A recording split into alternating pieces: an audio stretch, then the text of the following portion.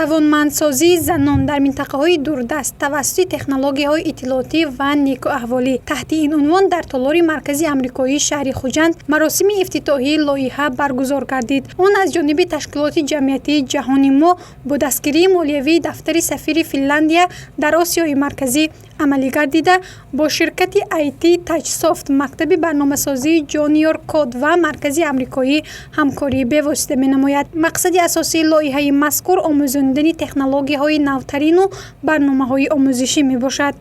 аз сабаби он ки Ташкилоти Чамъияти мо дорои литсензия нест, мо асосан мақсади асосии мо бо додани малака дар шароити имрӯза дар асри 21 дорои сертификат шудани хеле савол аст, лекин дорои малакое ки барои рушди зиндагии занон аҳамияти хоса дорад ҳам хеле зарур аст.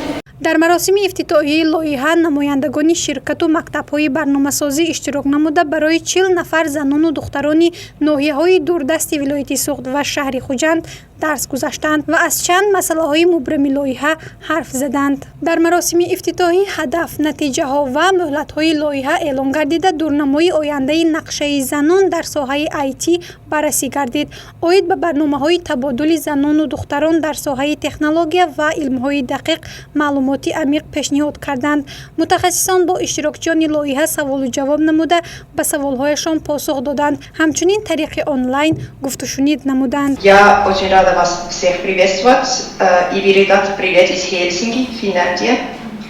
От имени посла Финляндии в Таджикистане для меня большая честь и удовольствие приветствовать вас на открытии этого проекта.